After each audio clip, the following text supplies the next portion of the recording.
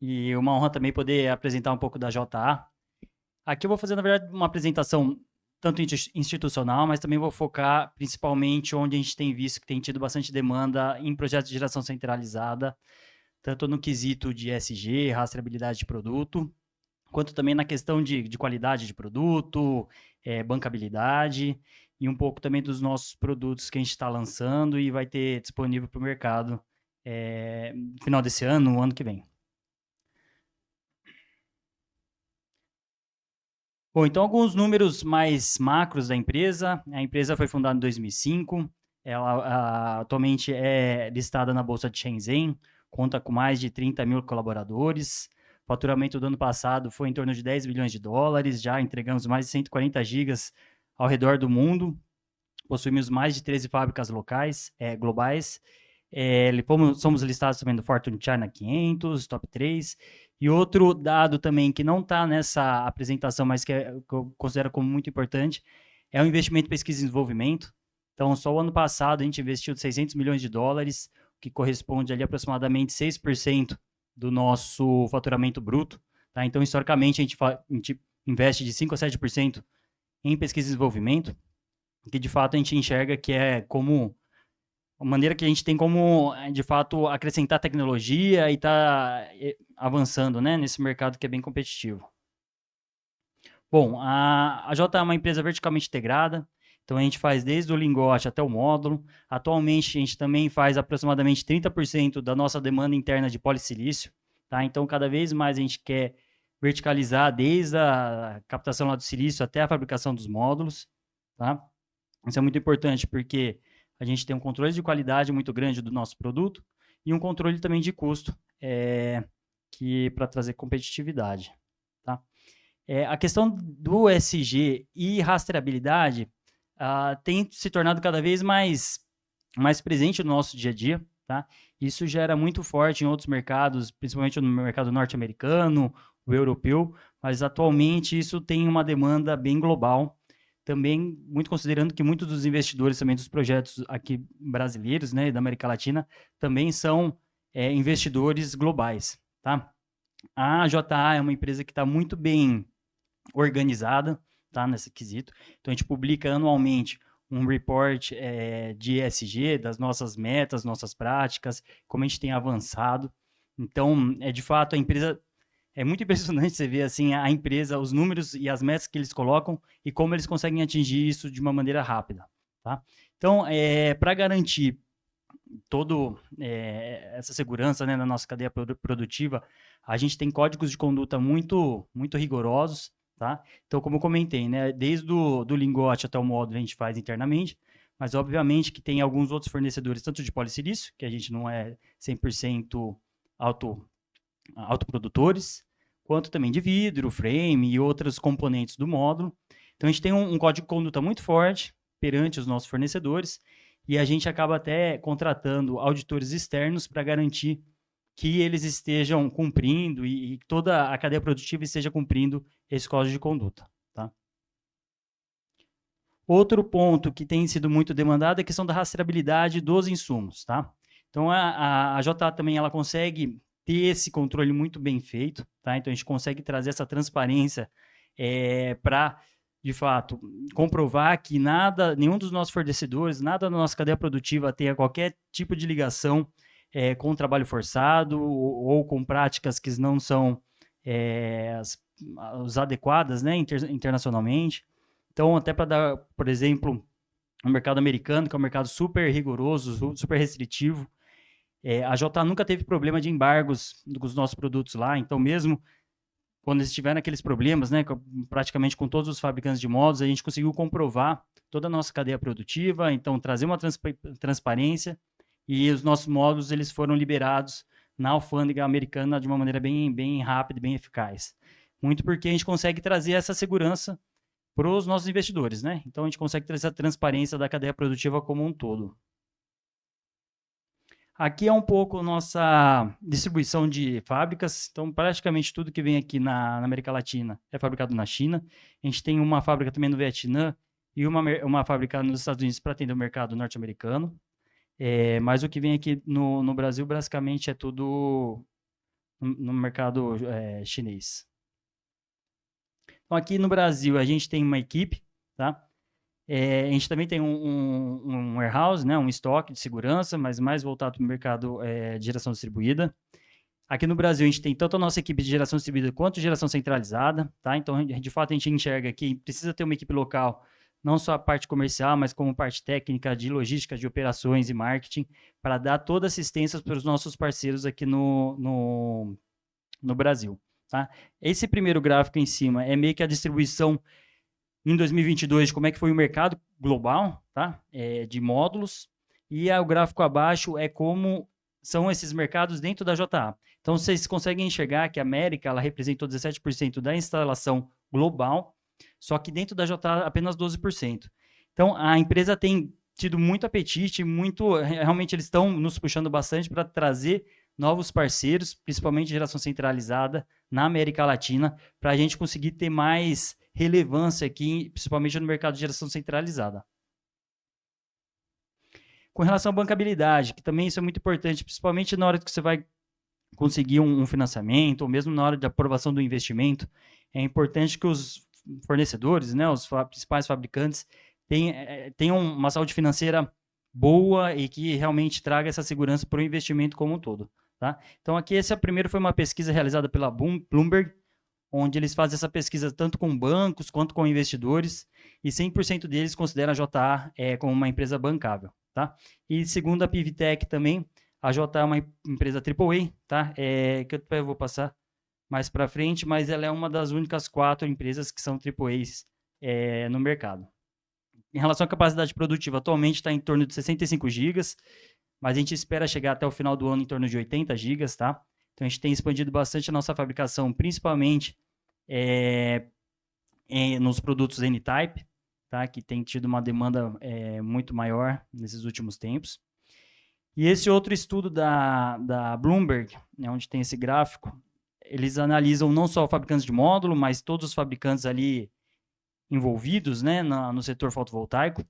E a JA, ela tem um score muito bom, tá? Um score muito saudável para o setor, que, na verdade, lendo ali esse gráfico, quer dizer o quê? Que a partir de 1,8 significa que a empresa está muito saudável financeiramente. Abaixo de 1,8, a Bloomberg enxerga ali com os critérios que eles analisam que a empresa tem algum potencial de falência maior nos próximos anos, tá? Muito com relação a endividamento e, enfim. Outro ponto muito importante na hora de analisar o módulo é analisar não só, obviamente, a bancabilidade, mas analisar a questão de qualidade do produto, tá? Então, óbvio, né? Todos os fabricantes, para trazer módulos no Brasil, eles vão ter que ter o Inmetro, enfim, eles vão ter que ter o IEC, etc.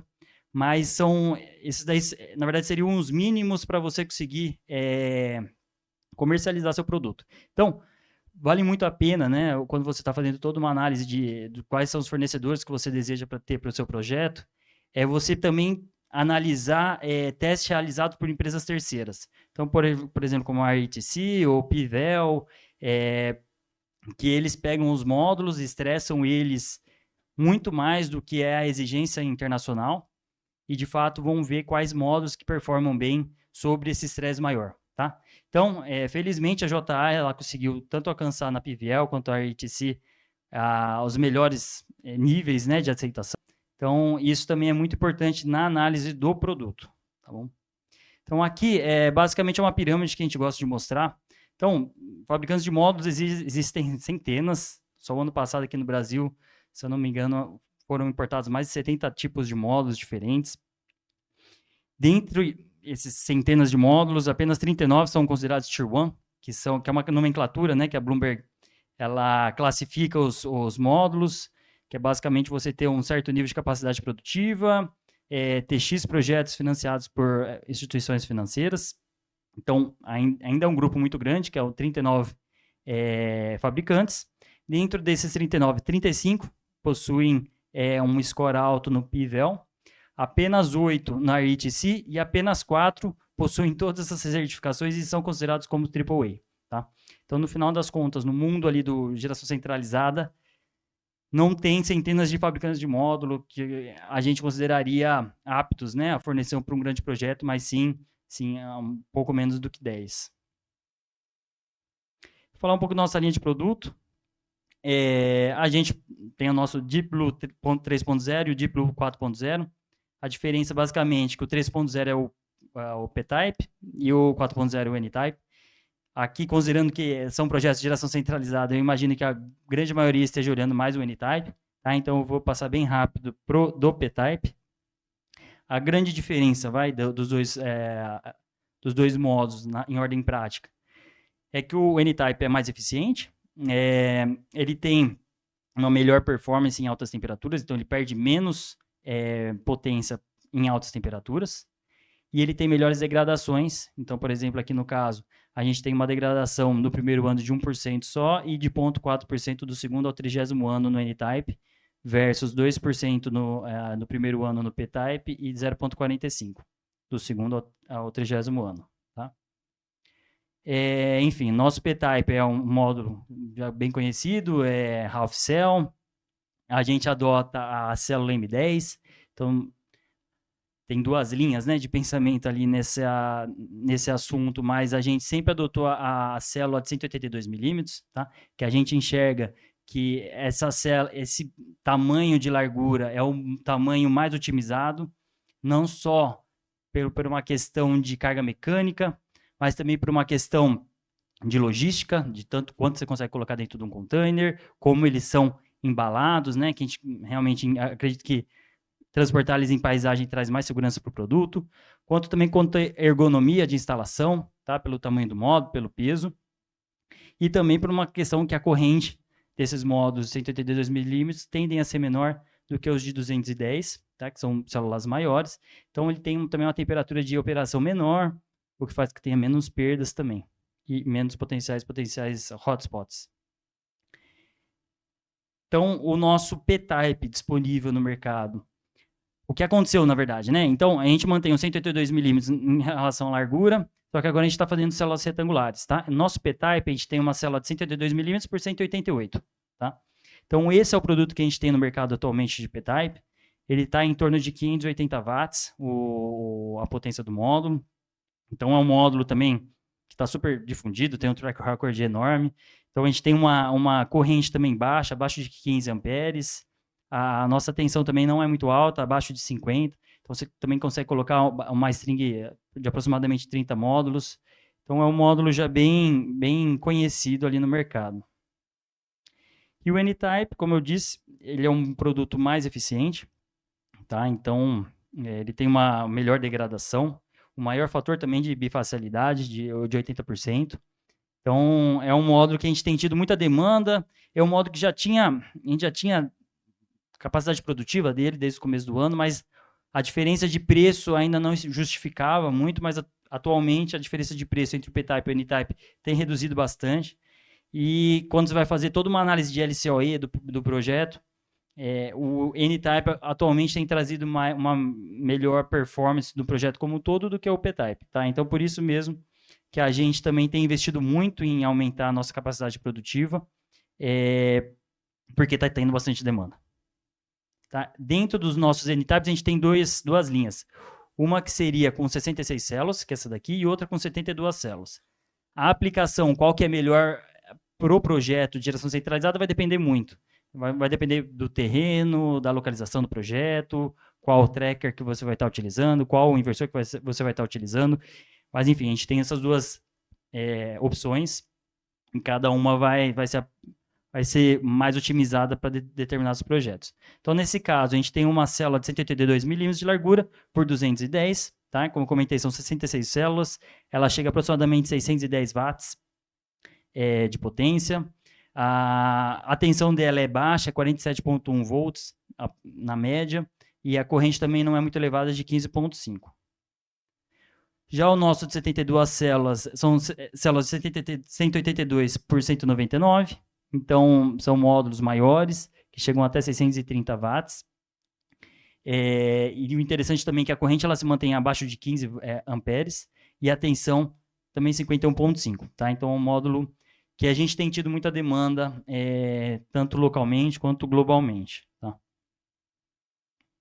Então, sempre quando a gente vai fazer uma análise de como é que a gente vai fazer o nosso produto, a gente leva muito em consideração também a compatibilidade com, principalmente, tracker e inversor. Tá? Então, aqui é uma análise dos nossos produtos 66 células com diferentes configurações de trackers. Então, isso aqui seria considerando um tracker 1P. Tá? Então, a gente conseguiria, considerando 30 módulos por string, a gente conseguiria colocar até 54 kW por tracker. No caso de um 2Ps, a gente colocaria aproximadamente 28 módulos por string e colocaria até 67,2 kW por tracker. E no Dual Row, 72 kW.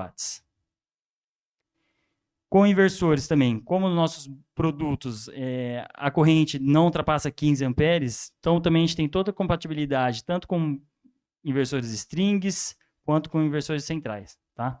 Então, via de regra, quando a gente está fazendo uma análise do projeto com os nossos parceiros, a gente também senta e conversa tanto com o fabricante de inversor quanto com o fabricante de tracker, para realmente enxergar todas as compatibilidades. Então, a gente assina cartas de compatibilidade, né, com trackers e inversores, para garantir que, de fato, depois de instalado, se der algum problema, bom, vamos sentar todo mundo junto e resolver, e não realmente cada um querer colocar a culpa no outro.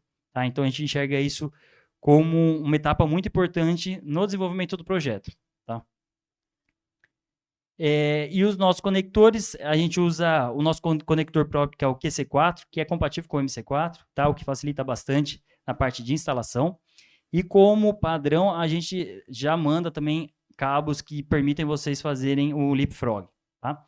Isso sem custo adicional, então a gente enxerga realmente que isso é um valor agregado que a gente coloca no nosso produto para facilitar a instalação e economizar também, otimizar custo também do projeto como um todo. Então é isso, não sei se dá para mostrar o vídeo.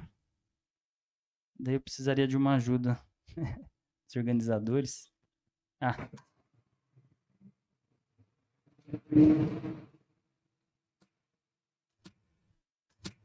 Esse é um vídeo da nossa linha de fabricação, principalmente dos que vêm aqui para o Brasil, tá? Que é a nossa fábrica de Ivu. É 100% automatizada e enfim, é bem impressionante quando vai lá para ver.